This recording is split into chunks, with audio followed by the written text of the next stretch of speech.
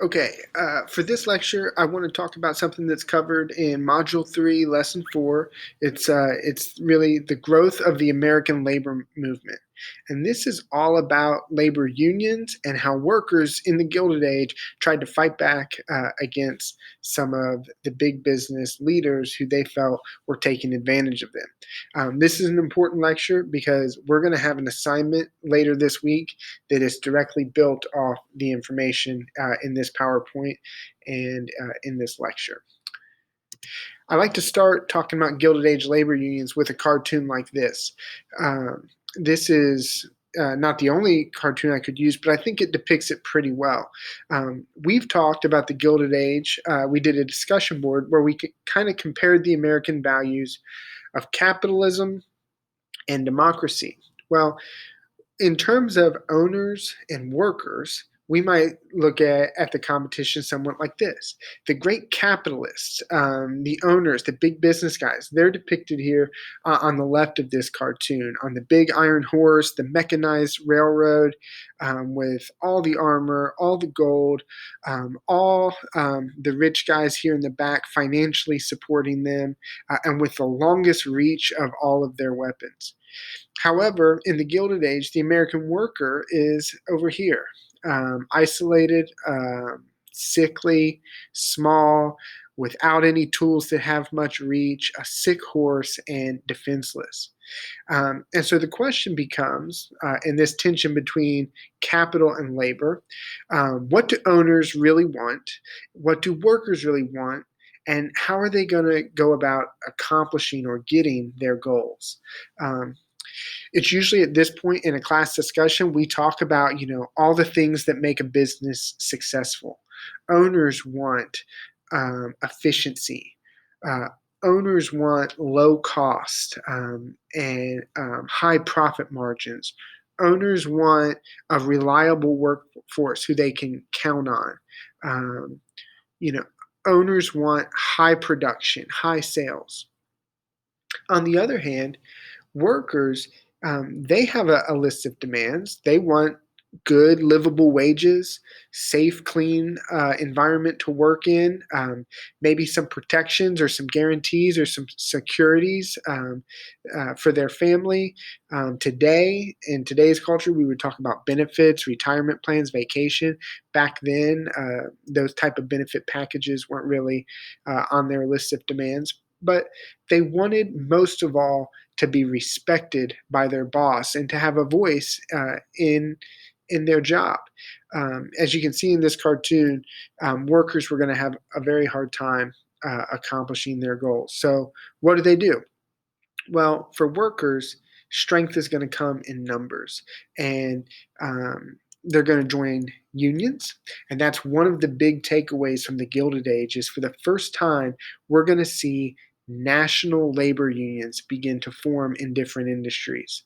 Um, this slide here has a list of terms. Some of them you're going to be familiar with, some of them you're not. On the left side, though, it says tools of management. These tools over here on the left were methods and tools that owners would use to get their goals, to maximize efficiency, to keep their workforce steady, to keep wages low and production high. They would use these things. Now, again, in class, I would ask you to ask about the ones you're not sure of. For right now, I would just maybe make a quick run through the list, and any of those that you're not 100% sure of, either look them up in the text or jump on to my office hours and we can have a conversation about that. On the right hand side, tools of labor. These are going to be things that labor unions and workers use to try to meet their goals. Boycotts and strikes might be terms that you're familiar with. Something like a closed shop might be less familiar. In a closed shop, every worker in a specific industry would be a part of the union. This would give the union strength because they would be a united, unanimous voice. Over here on this side, an open shop is a job where being in the union is optional. What this owners liked this because in this case, if not all workers join the union, the union's voice is weaker and it's more divided. Now, we do need to know about some labor unions. Three big national labor unions grow during this time, and I'm going to go through them in order of when they popped up, of when they originated, and then at the end of this slideshow, I'm going to show you some notes on these. This is a very important topic. For our purposes, the first big national labor union is called the Knights of Labor. This actually isn't the first national labor union, but it's the first prominent one that we're going to need to know about. It's really prominent in the 1870s, in the early part of the Gilded Age.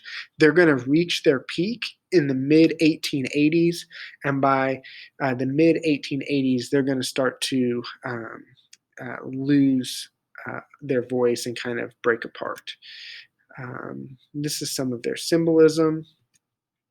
Here are some of the goals of the Knights of Labor. And again, I'll come back to these with some notes at the end. But the main thing I want you to know about the Knights of Labor is they had broad goals. They were very open and inclusive, and they were trying to do a lot for their day. The Knights of Labor were open to anybody, men, women, black, white, almost any industry. The only industries that they excluded from their labor union were what they called the non-producers. So people who worked essentially in gambling, or prostitution, or saloons and things like that. But if you were a worker, generally speaking, you could be in the Knights of Labor. And then they had big goals. You can see on this slide, an 8-hour workday, the idea of the workers owning the factory, abolishing child and prison labor. Now, some of these things, look very acceptable by a modern eye. 8-hour workday, equal pay for men and women. But in the 1870s and 1880s, these were far-reaching, ambitious goals coming from a wide variety of industries, and that's going to be somewhat of their downfall. Right at the time the Knights of Labor are fading off, a new labor union is going to emerge called the American Federation of Labor. Now, this one is one that I really want you to know. The American Federation of Labor is the most successful of these three labor unions that I'm going to show you. One of the ways you know that the American Federation of Labor is successful is that it is still around today. It's gone through some changes, but it is still an existing labor union. Founded by Samuel Gompers in 1886. These are some of their goals. And here's the thing. The AFL was open only to skilled workers. This is a big idea. Whereas the Knights of Labor were very inclusive and let anybody in, the AFL had narrow membership, and they only let people in who were trained and skilled with a specific talent or ability. This gave their union leverage, and then when they would go on strike, which they like to do, they would use the strike as a weapon, or when they collectively bargained as a group and called for their demands, their talent, their skill, their specialization gave them leverage to get their demands. Now, none of these labor unions in the late 1800s are going to have a ton of success, but moderately speaking, because the AFL was only open to skilled workers and they had more leverage, they had more success, and they've been longer lasting than the Knights of Labor. One last labor union. This labor union actually pops up right after the Gilded Age. They originate in 1905. They're called the IWW, or the International Workers of the World. This is more than a national labor union. This is the idea of a global kind of international labor union, trying to unite the working classes from all across the globe. They were extremely radical, much more radical than the AFL, and even really more radical than the Knights of Labor. Violence was justified to overthrow capitalism in their minds. You can see there's associations here with socialism and communism, and just for the early 1900s, some very radical ideas. Okay, the last few slides, and I'm already at 10 minutes, so I want to kind of cut this off. But I do have some slides on here about strikes. This slide here shows you some of the major ones: a Homestead strike, a Great Railroad strike, the Pullman strike. Um, these strikes that took place during the Gilded Age are some of the first times in American history where masses of workers will unite, will do a labor shutdown, and try to kind of take back some power from big business. In all of these cases, the strikes technically break down in failure. Almost every time, the government will send in the National Guard or some type of law enforcement to take control of the situation, to quell the riots, and put the industries back to work. Remember, we've already said government tended to be pro-business in the Gilded Age. They were laissez-faire, hands-off. In this case, when the government did put their hands on and when they did get involved, they explicitly got involved on the side of business, not labor. A few more slides, just for the sake of time. I'm just going to roll through them.